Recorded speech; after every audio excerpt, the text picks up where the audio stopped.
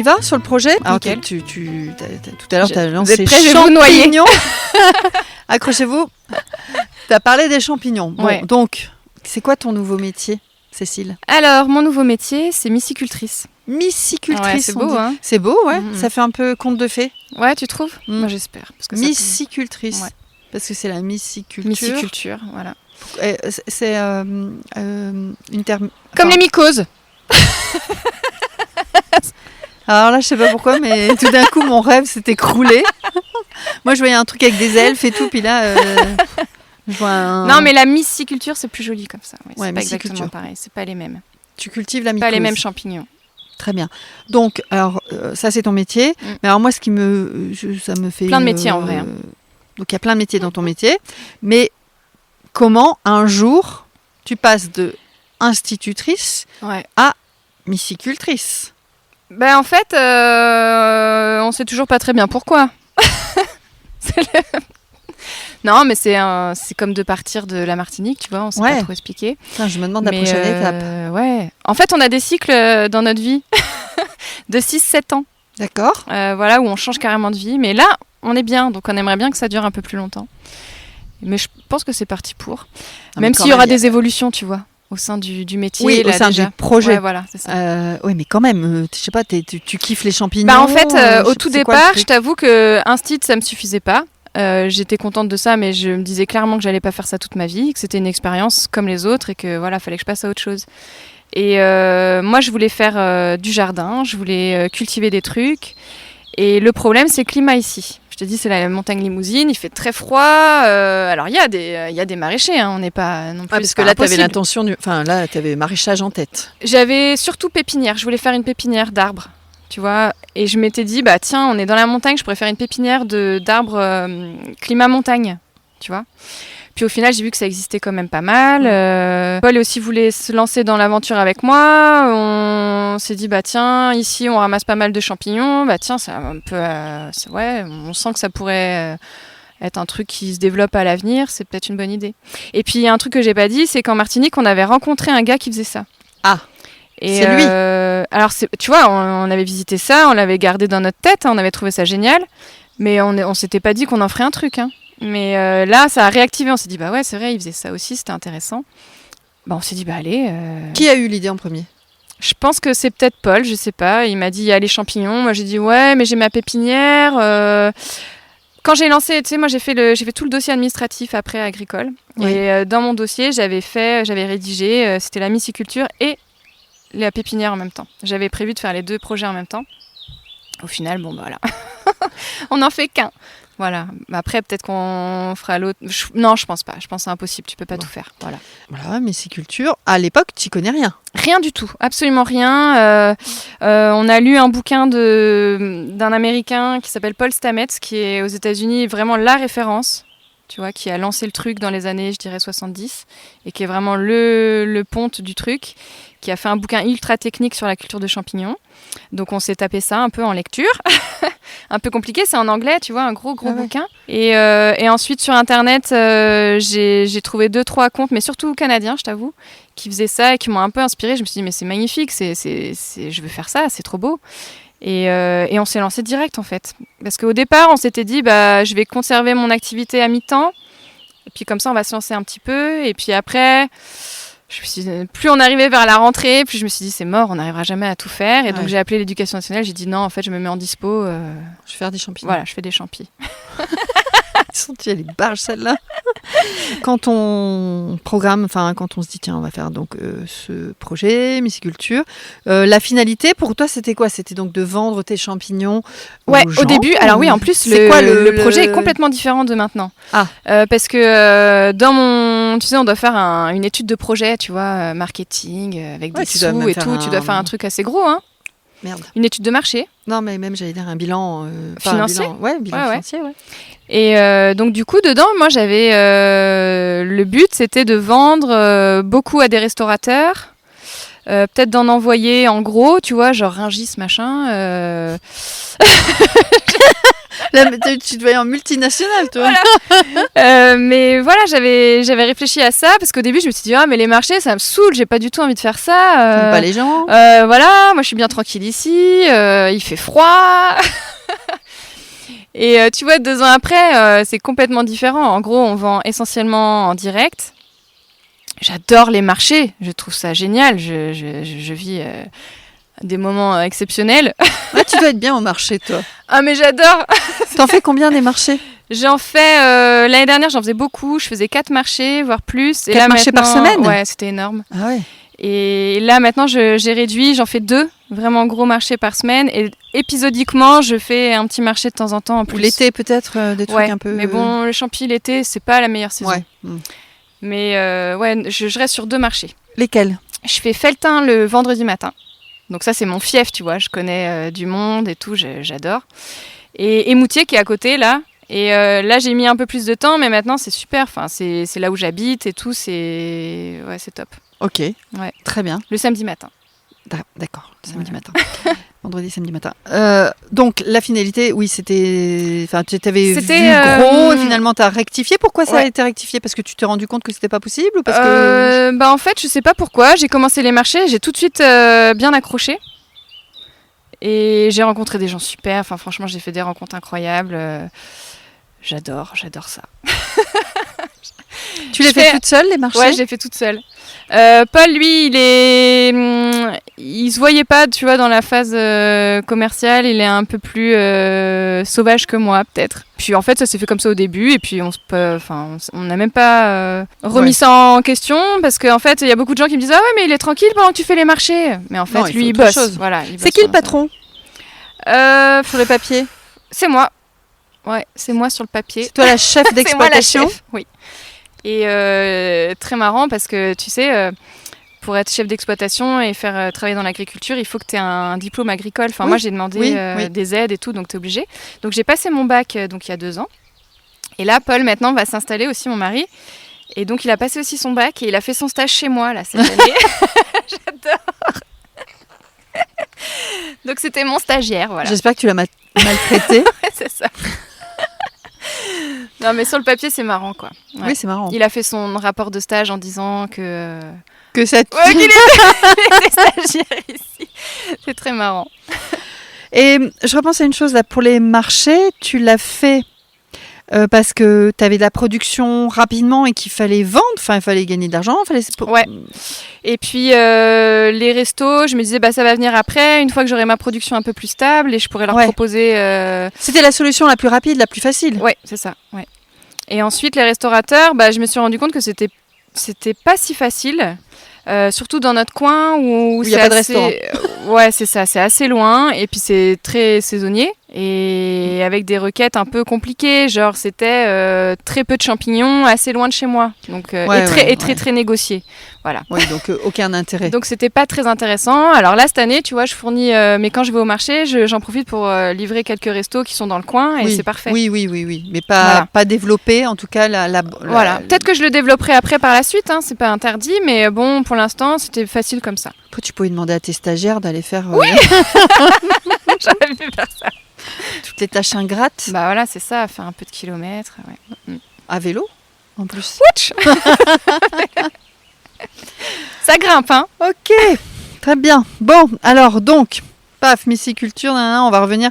La finalité, tu viens d'en parler, donc de vendre, au départ, tu avais une certaine vision de la chose qui a été rectifiée. Aujourd'hui, tu en es très contente. Maintenant, alors tu vas essayer quand même de synthétiser ça parce qu'on n'a pas 4 heures de podcast. J'aimerais bien, hein, mais quelles sont les étapes de ta production de champignons? Comment ça se passe? Pour faire un champignon. Ouais, pour faire un champignon, comment on fait? Alors moi, j'ai eu la chance, j'ai visité, je vous ai fait des belles photos de champignons. Après, on ira voir sur le compte Instagram. T'as des vidéos comme ça des étapes? Oui, j'ai fait, mais j'en referai. Ouais, c'est bien parce que au début du compte, j'en avais fait pas mal et puis c'est un peu passé dans l'oubli du compte en fait. Ça peut être cool de faire les étapes.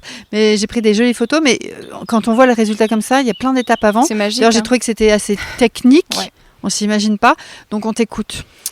Pour faire un champignon, c'est assez compliqué tout en étant assez simple. En fait, il faut faire un substrat duquel le champignon va se nourrir en fait. Un substrat, c'est un terreau? Une sorte de terreau. Voilà. Alors là, nous, notre terreau qui va servir à faire pousser le champignon, il est composé de sciure de chêne, de copeaux de bois. En fait, on récupère ça dans une scierie. En fait, ils font des traverses de chemin de fer en chêne. Et donc, on va récupérer la sciure. Voilà. En fait, on travaille sur du déchet. Ouais. Donc, c'est ça qui nous a intéressé aussi. Le démarrage d'un champignon, c'est du déchet. Ouais, c'est marrant, hein. Et c'est ça qui nous avait amusé aussi. C'est-à-dire qu'on travaille sur du déchet. On récupère du déchet agricole pour faire après encore une production. Ouais. Et qui peut être ensuite, après, aussi utilisé dans l'agriculture. D'accord. Donc, tu utilises ce déchet de scierie, la sciure, que tu vas mélanger avec du copeau de bois. Donc, par exemple, imagine, tu fais faire des travaux chez toi et puis tu as un jardinier qui te fait des copeaux, tu sais, qui élague et tout ça, voilà. Donc, on pouvait récupérer ça aussi. Maintenant, on le fait nous parce que c'est plus simple. Et donc là, on va broyer, par exemple, du feuillu. Donc, ça va être du saule, du châtaignier, du hêtre, enfin voilà, des petits arbres comme ça. Et ensuite, on va aussi utiliser du son de blé. Donc ça, on le récupère chez un paysan boulanger sur Jansiou, sur le plateau de Millevaches, chez lequel on récupère ce son. Et on va mélanger ces 3 éléments. C'est indispensable. Tout ce que tu viens de dire, c'est indispensable. Si on manque un, ça marche pas. Oui, après, il peut varier. C'est-à-dire que chacun a sa recette de substrat. C'est-à-dire que le son, il peut être remplacé par une autre céréale. Le copeau, ça peut être aussi... Il y a des gens qui travaillent avec du pellet de bois. Tu vois, que tu utilises dans les chaudières. Ouais. Voilà, il y a tout un tas de techniques. Donc, tu peux faire des substrats avec des matières différentes. Oui. Nous, on a choisi ça. On a expérimenté pas mal d'autres trucs. Au départ, on travaillait avec de la drèche de brasserie. Tu sais, les restes de leur... comment ça s'appelle, d'orge, tout ça qu'ils ont. D'accord, ouais. Et donc, on récupérait ça, mais c'était assez compliqué au niveau organisation. Parce que la drèche, elle se... Ça s'appelle de la drèche. Ouais, la drèche. Avec ça, maintenant, il y a des gens qui font des gâteaux aussi avec. Ça fait comme une... Ouais. Tu vois, ça, je connais pas. C'était super pour faire le substrat de champignons, sauf qu'il fallait le récupérer très vite, sinon ça moisissait très rapidement. Donc il fallait le transformer très rapidement et du coup, ça nous posait des problèmes d'organisation. Donc après, tu as trouvé ta bonne recette de substrat. On a essayé d'autres céréales aussi, mais bon, voilà. Maintenant, on est arrivé à quelque chose qui nous va bien. Okay. On mélange ces éléments avec de l'eau. Et il faut qu'après, ton substrat, il ait un taux d'humidité particulier. Donc ça, bon, il faut... Maintenant, on arrive à la main, tu vois, à savoir à peu près combien il faut. Et ensuite, ce substrat, tu vas le mettre dans des grands sacs. Et ces sacs-là, tu vas les... C'est des sacs plastiques, hein, voilà. Je précise, parce que je les ai vus. En PP, comment ça s'appelle? Polypropylène. Ouais, ça doit être ça. Qui sont déjà recyclés. Et après, on les met au recyclage. Et toi, tu les... Ouais. Voilà, donc une fois que tu as rempli ton sac, tu vas le pasteuriser. On a fabriqué une machine avec un petit élément qui va produire de la vapeur d'eau, qui va chauffer le bidon. Et ça va permettre de chauffer le sac à peu près 80 degrés. Et on va laisser chauffer pendant toute une nuit, on va dire. Voilà. Alors j'ai appris un truc, c'est que pasteuriser, c'est en dessous de stériliser. Voilà. Stériliser, c'est vraiment à partir de 100 degrés. Voilà, et là c'est un peu en dessous. Voilà, c'est un peu en dessous. Et ça suffit pour l'instant, mais il faut le faire assez longtemps, sinon tu as des petites moisissures, tu as d'autres champignons qui vont rester dans ton substrat et qui après vont gêner le C'est comme une phase de nettoyage. C'est ça, exactement. Ok, très bien. Donc là c'est nettoyé, bim. Là c'est nettoyé. Une fois que c'est nettoyé, on va aller en labo. Je t'ai montré, il y a un filtre. Oui, il faut que ce soit dans des conditions d'hygiène assez compliquées. Pas compliquées. Oui, dégueulasse en fait. Non, il faut que ce soit dans des bonnes conditions d'hygiène, quasi stériles. Et donc là, c'est la partie cruciale. Parce que tu vas ouvrir... T'as un équipement ? Au départ, on mettait des blouses. En gros, il faut arriver propre. C'est-à-dire que si tu as eu ta journée tu fais des travaux, tu vas dans le jardin, il faut presque aller prendre une douche et te changer au moins. C'est important. Parce qu'en fait, on a plein partout sur nous de choses. Donc on fait ça quand même avec un masque, des gants. Voilà, on a un petit équipement. C'est pas grand-chose. D'accord. Et donc tu prends tes sacs de substrat dans lequel tu vas mettre du mycélium sur grains. En fait, préalablement, on a fait des petits sacs de grains. Donc nous, on travaille sur du grain de blé, mais ça peut être tout un tas de céréales. Dans lequel on a mis un peu de... Je te fais en très raccourci. Mais en gros, du mycélium liquide et qui va se développer. En fait, le grain de blé, à la base, il est brun. Et en fait, le mycélium va le blanchir. Ça va faire vraiment tout un tissu autour, blanc. Et c'est ce mycélium sur grain que tu vas distribuer dans ton substrat. Et une fois que tu as fait ça, tu scelles, tu fermes, tu rends ton sac étanche. Au début, tu scelles. Ah oui, tu scelles. Donc c'est pas du sel. Non, tu fermes hermétiquement ton sac. Tu mets du sel et tu t'en vas. C'est scellé. Voilà, scellé. Voilà. Ton sac, il est hors possible contamination et voilà. Et ensuite, ce sac, avec son mycélium, tu vas le mettre dans une salle qu'on appelle la salle de colonisation. Et là, selon les espèces de champignons, les variétés, Ouais. tu vas le laisser tranquillement faire sa petite vie. Pour les pleurotes, c'est entre 2 semaines, 3 semaines. Et les shiitakes, ça va être plutôt 3 mois. Les champignons médicinaux, ça va être aussi plusieurs mois. Tu peux dire un peu toutes les variétés de champignons que tu produis ? Alors, on en produit pas mal. Donc, toute une variété de pleurotes. Pleurote blanc, pleurote bleu, pleurote jaune, pleurote rose. Il y en a encore d'autres. Ensuite, on fait des foliotes. C'est des petits champignons tirons qui sont mignons. On fait des shiitakes, du coup. On a aussi tout un tas de champignons médicinaux, donc on a du reishi, des tramettes. Maintenant, on va avoir du cordyceps. Voilà, c'est les petits doigts orange. Ah oui, c'est Stranger Things. Voilà, exactement. Un peu spéciaux, mais très spécial. Ouais, voilà. Et qui nous ont donné du mal un petit peu à cultiver, mais ça y est, on l'a. Ok. On a réussi. Donc là, on revient dans la colonisation. Voilà. Donc là, les sacs sont prêts. Ils vont attendre tranquillement dans une salle qui est un petit peu, qui est pas chauffée. En fait, le champignon, il va, en se développant, il va produire sa propre chaleur. C'est là où ça sent le hamster. Oh non. Si, ça sent le hamster.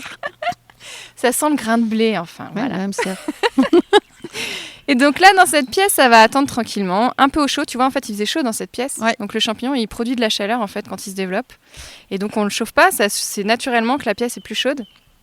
Et une fois que le sac va être prêt, on va estimer que le mycélium a bien colonisé son substrat. On va prendre les sacs et on va les ouvrir.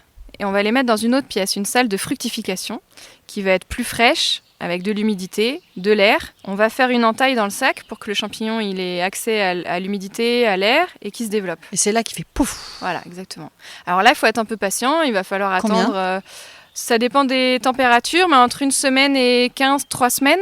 Avant que tu aies un tout petit... Ouais. Et d'un coup, en fait, après, une fois qu'il a commencé à sortir, là, c'est super rapide. Ah ouais ? En quelques jours, il va être bon à ramasser. D'accord, en quelques jours. Donc Ouais. c'est très long avant. Oui. Et après, quand il sort sa petite Voilà. tête là, Exactement. bim. Ouais, hyper rapide. Le Ouais. shiitake, c'est un peu plus long. Les gros champignons, là t'as pas vu, mais en hiver, j'ai des pleurotes royales. Ça fait des pieds énormes. Et là, il met un peu plus de temps à pousser que 3 jours. Mais les pleurotes, ouais, c'est super rapide. En tout cas, c'est très joli. Hein. Et moi, en fait, ça m'émerveille à chaque fois. Ouais, À chaque fois, je me dis, c'est super beau. incroyable. Mm. Ouais. Au début, j'étais... Mais On dirait un peu des œuvres d'art. Ouais, vraiment. Et tu sais qu'au marché, au départ, les gens savaient pas ce que c'était. Ils me demandaient si c'était des gâteaux, si c'était des sculptures.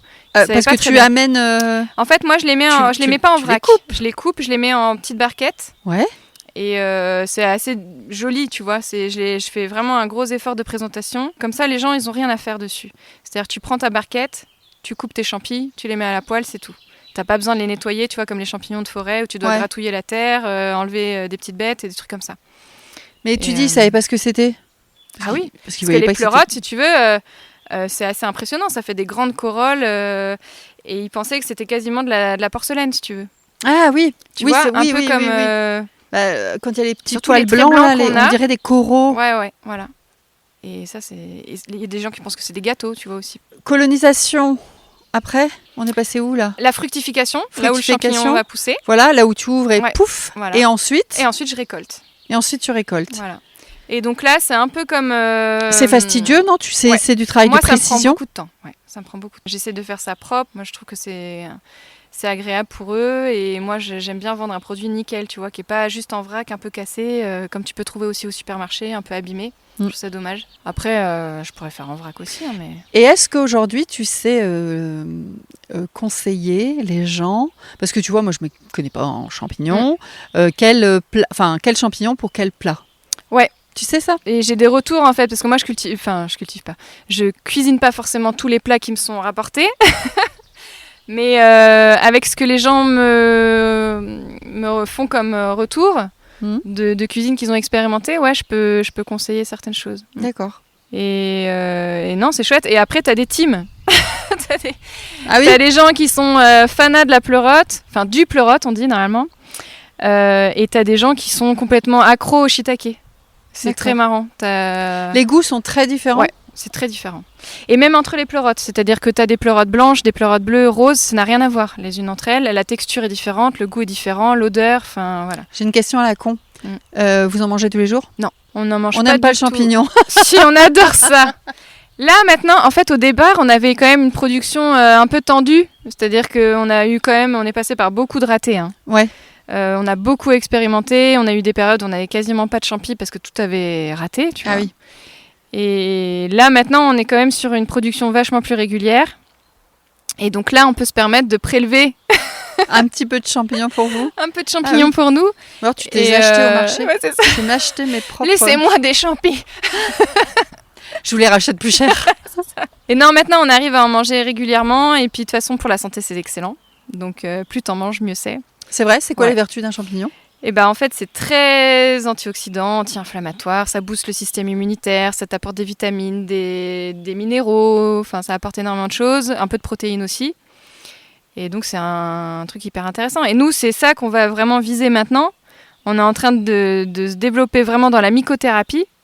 Mycothérapie. Ouais, mycothérapie, tu vois, c'est utiliser le champignon pour ses vertus médicinales. Ah oui, donc c'est ça maintenant. Oui, effectivement, tu as Ouais. envie d'élargir. Là, on a envie d'élargir et de presque se spécialiser là-dedans. Parce qu'on trouve ça hyper passionnant. Je continuerai un peu la vente de frais, mais j'ai envie de m'axer sur la mycothérapie parce que je pense que c'est un créneau qui est encore pas développé et qui gagne à être connu. Et tu vois, comme les gens qui font, des gens qui font des extraits de bourgeons, Oui. voilà, des choses comme ça. Et c'est pareil, en fait, le champignon, il a des vertus médicinales hyper fortes que ici en France, en plus, enfin en Occident, on connaît pas trop. Les États-Unis sont vachement plus en avance que nous, le Canada aussi.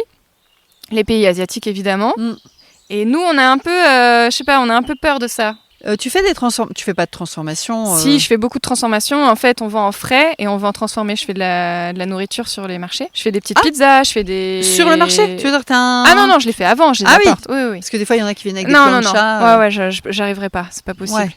Mais on vend des petites pizzas, des petites tartelettes, des petits pâtés de pommes de terre aux champignons. Enfin, on fait donc tout tu un tas de transformes recettes. ici? Ouais, on transforme ici. Et ça nous prend beaucoup de temps. Mais c'est intéressant, ça gagne aussi ça permet de gagner des gens qui sont un peu inquiets sur le champi. Et c'est une entrée, en fait, pour des gens pour découvrir. C'est intéressant de passer par ce biais-là. Des conserves, tu fais pas?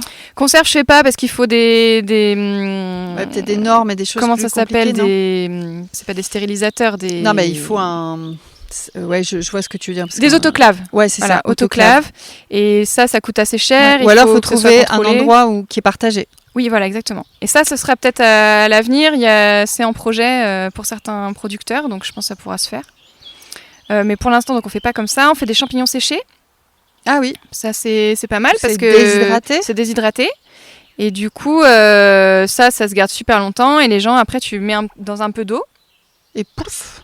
Ça regonfle. Alors, ça donne pas exactement le même rendu que le champignon frais. Mais en termes de goût. Mais en termes de goût, et c'est sympa parce que dans une sauce, dans une soupe, ça exauce un peu les saveurs. D'accord. Et c'est intéressant pour parfumer une sauce, un plat, c'est bien. Ça marche. Et du coup, on fait nos trucs de mycothérapie aussi. Ouais, ça, c'est très compliqué. Ouais. ça, c'est récent. Ça, c'est récent. On fait, c'est de la double extraction. Donc, si tu veux, on va mettre, on fait comme un peu un hydrolat. On met dans l'alcool pour récupérer certaines molécules du champignon. Et on fait une décoction à l'eau. Et là, on est en train de se professionnaliser un peu. Et donc, on a investi. On est en train d'acheter, on a acheté une machine à ultrasons. Un rotovap, des machines qui permettent de concentrer davantage les propriétés du champignon pour faire un produit vraiment top. Vous êtes un peu des sorciers? Ouais, là j'adore, en plus ça fait un peu alambic, tu vois. C'est vrai, t'aimes bien ça? Ouais. Ça me fait penser à plein de choses en t'écoutant. Quelle perception ton entourage, que ce soit famille, amis, de cette transformation de métier, et surtout ce métier qui est quand même, c'est un peu atypique. Ouais. Ça a été quoi leur première action En et fait, aujourd'hui c'est quoi? je crois qu'ils ont été habitués par nos divers changements de vie.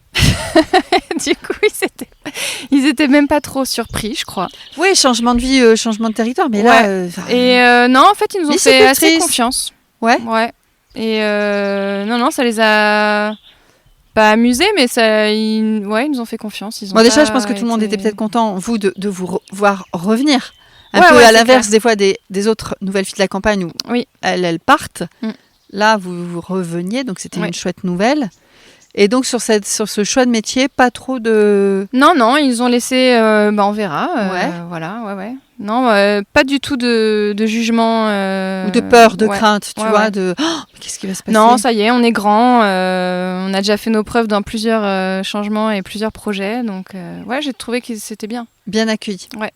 Ça nous a donné de la confiance. Enfin, c'était bien, ouais. Comment ce nouveau mode de vie, et de métier, donc un nouveau mode de vie, un nouveau métier, comment ça a impacté ou influencé votre vie au quotidien? Bah là, cette activité, elle est chez nous, donc ça a vraiment beaucoup impacté notre vie personnelle. Parce qu'en fait, on fait plus que ça maintenant. Mais c'est chouette ou pas? Mais c'est chouette, on est super contents. Et puis, même au niveau du rythme de la famille, ça permet d'avoir quand même un rythme... c'est toi qui décides. Plus de souplesse. Ouais, plus de souplesse. Avec les enfants, tout ça. C'est-à-dire que les filles rentrent de l'école, moi je m'arrête au moment où elles rentrent de l'école. Je prends le goûter avec Juliette, on attend que Lou rentre du collège, qui rentre un peu plus tard. Voilà, on partage. Ensuite on s'y remet, nous, parfois. Enfin non, pas parfois, tout le temps. On s'y remet après, une fois qu'elles sont revenues, elles font un peu leurs petites activités. Voilà, chacun fait un peu son truc. Et voilà, mais ça permet, c'est ça, une souplesse. Une souplesse. Qu'est-ce que tu préfères le moins? Qu'est-ce que je préfère le Ouais. moins? Est-ce qu'il y a une tâche que t'aimes pas? Parfois, je t'avoue, cueillir mes champignons, quand j'en ai vraiment beaucoup, j'en ai ras-le-bol. Ça me prend vraiment beaucoup de temps. Non, c'est quand t'as des grosses sessions comme ça de cueillette. Ça veut Parfois, dire que ça c'est un dure peu combien de fastidieux. temps? Je me rends pas compte. C'est tous les jours un petit peu.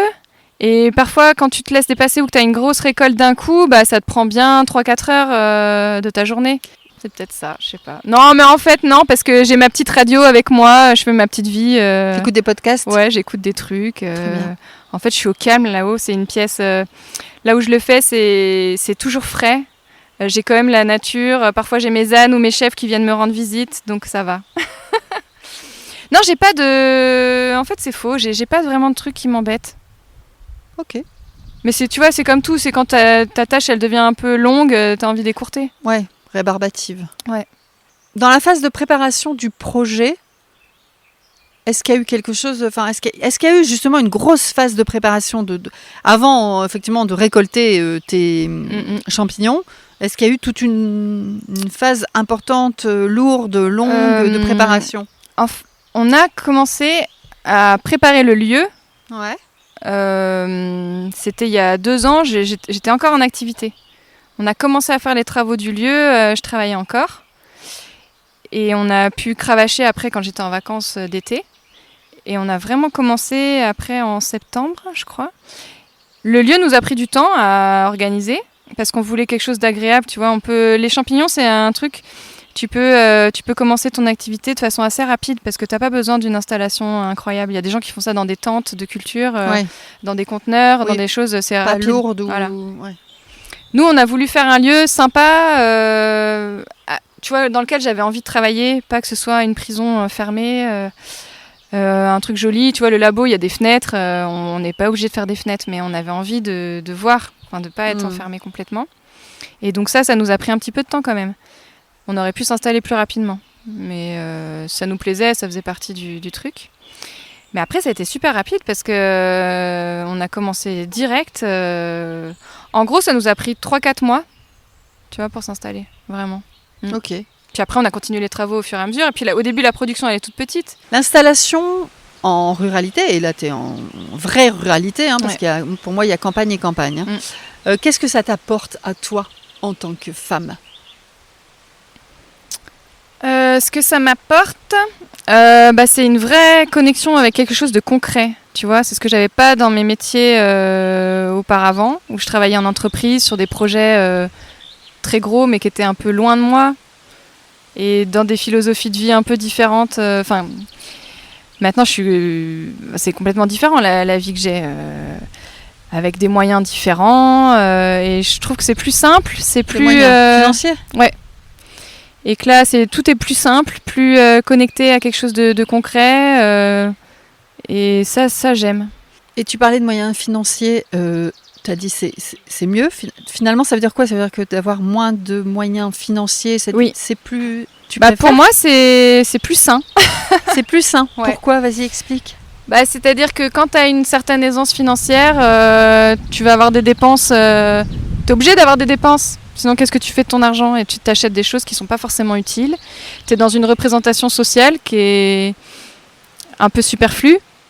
Et moi, maintenant, j'ai plus tout ça et je suis bien contente de plus l'avoir. C'est complètement, pour moi, inutile. Après, je comprends que ce soit important pour certaines personnes. Hein. Je critique pas, chacun fait sa vie. Mais moi, ça me manque pas et c'est quelque chose, à la limite, que je recherchais. Je sais pas, et t'as toujours un petit regard des gens que tu côtoyais avant, qui se demandent un peu ce que tu fais, un peu bizarre. Ça, c'est intéressant. Ouais. Pourquoi? Parce que tu as eu le cas? Tu as eu des remarques? Ouais, je pense qu'on a eu des remarques, mais même sans remarques, tu sens quand même. Dans le regard des gens ou dans ce qu'ils te posent. Alors après, dans quoi? Ça veut dire même dans ta famille ou même dans des anciens amis. Ouais, mais alors ils ont accepté ton changement de métier, ils sont très contents, etc. Tu m'as dit. Mais malgré tout... Alors ça, c'est pas ma famille proche, famille un petit peu plus éloignée, si tu veux. Non, ma famille proche, ils ont pas eu d'a priori. Oh, je pense que je suis toujours un peu originale. Mais ça, ils ont l'habitude. Mais ouais, dans certains amis, mais qu'on a peut-être même plus d'ailleurs. C'était quoi le problème? Je sais pas, c'était bizarre quand même. Que t'appartiennes plus à cette catégorie socio-professionnelle. Oui, que je renonce à un confort, que je renonce à... Même pour mes enfants. Parce que même si elles sont là, t'as quand même des choses à faire, c'est vrai qu'elles vont peut-être pas faire des activités... Elles vont pas au golf? Ouais, voilà, c'est ça. En plus, c'est débile parce que tu peux faire énormément de choses ici. Tu peux faire du cheval ici? Mais oui. Ça t'a pesé, ça? Non, je m'en suis fichue complètement. Tout de suite, t'as été assez en accord avec ça? Ah oui. Ok. Et au contraire, c'était même un peu par... j'aime bien la provocation un peu. Je m'en doutais que t'allais me dire ça. Je sais pas pourquoi je le sentais. Je le savais. Je te connais pas depuis très longtemps, mais Ça m'amuse à la limite, tu vois. Et je me dis, parfois, certains collègues, peut-être qui tombent sur ma page, j'en sais rien, ils se disent « Oh, mais attends, mais qu'est-ce qu'elle fait ?» Et à la limite, même s'ils sont un peu condescendants, je m'en fiche, tu vois. Moi, je suis contente, j'ai trouvé ce que je voulais. Et l'argent, aujourd'hui, c'est quoi pour toi? On a eu de la chance parce qu'on a eu une carrière où on avait fait un peu d'économie. Ça a permis de nous installer quand même plus confortablement que des gens qui ont moins de côté, c'est sûr. Et aujourd'hui, on gagne certainement beaucoup moins qu'avant. Mais je te dis, on a suffisamment pour avoir ce qu'on veut. Alors, on n'est pas dans l'excessif. On n'est pas dans la dépense incroyable. Mais je suis moins dans la retenue. Tu vois, les filles, je leur disais, non, c'est pas possible. Là, Juliette voulait... des fringues pour la rentrée, on y va, tu vois. Donc ça, c'est cool. Ok. Ouais. Des dernières. Balayer les idées reçues sur la vie en ruralité. Qu'est-ce que tu dis? Pour tous ceux et celles qui ont encore plein de clichés dans la tête. En gros, la ruralité... D'ailleurs, j'ai entendu dans ton podcast quelqu'un qui parlait de la Creuse en disant que c'était mort pour elle, tu vois, par rapport à d'autres régions. Et je pense qu'en fait, il n'y a pas de morte région. Je pense que vraiment, il y a des dynamiques partout en France et qu'il n'y a pas un endroit mort par rapport à d'autres. Il y a tout le temps des trucs inespérés et que tu soupçonnais pas qui existent. Et je pense qu'il y a une vitalité intéressante à la campagne, quoi. Pourquoi aujourd'hui tant de gens ont encore tant d'a priori? Je pense que c'est par rapport à ce dont on parlait tout à l'heure, tu vois, c'est une stature, c'est une représentation sociale, c'est un petit peu... Que tu abandonnes quand tu viens vivre Alors en pas réalité? forcément pour tous en fait, parce qu'il y en a qui arrivent à travailler, tu vois, qui font du télétravail ou des choses comme ça, qui arrivent à faire un peu les deux. Donc pour des gens qui arriveraient moyen à abandonner certaines choses, que je peux comprendre, tu vois, une aisance financière c'est quand même agréable aussi, il faut pas non plus cracher dessus. Et je pense qu'on peut concilier les deux à la campagne. On a tout à gagner, je pense. Si tu avais une femme à me recommander... Mais j'en ai trop. J'en veux une ou deux. Moi, je sais qu'au marché de Felletin, j'ai rencontré des nanas super et qui ont un petit peu ces parcours qui ont changé de vie. J'ai Delphine qui est une artiste qui fait de la peinture aussi, qui s'est installée en Creuse et qui fait des trucs super. J'ai Emmanuel aussi qui fait de la vannerie. Mais après, il y en a plein d'autres. Enfin, il y a plein de gens qui font des trucs super.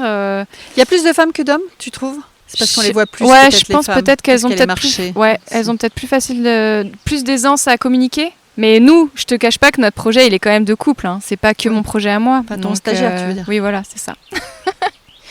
Ouais, les femmes tiennent la campagne. Le choix de vie à la campagne, à ton avis, c'est définitif? Ah oui. De toute façon, c'est un truc que j'avais en tête depuis super longtemps. C'était mon objectif de vie, en vrai. D'accord. À partir du moment où j'ai fait mes études, je me suis dit, mon objectif, ce sera quand même de vivre à la campagne. C'était vraiment hyper tôt. Si tu veux, ça a guidé un peu toutes nos étapes. Décision. Ouais. C'est pour ça que tu es partie en Martinique. La Martinique, c'est quand même pas non plus la grosse ville. Hein. Ouais, je sais pas, c'est quand même la campagne. Hein. Non, on était quand même, oui. La campagne de la Martinique. Ouais, voilà. D'accord.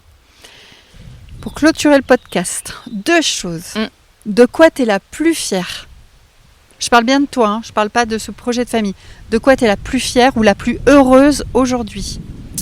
Et pour moi, j'ai atteint mon plan de carrière, tu vois. C'est vraiment... j'ai amené mes enfants dans un environnement que j'aime, que je voulais. Et qu'ils aiment aussi. Et qu'ils aiment aussi. Que je vis tous les jours dans un endroit incroyable, que j'adore. Et je pense que je suis pas prête de déménager. Là, ça y est, j'ai atteint, je te dis, j'ai coché tout. Donc là, c'est bon, on peut rester.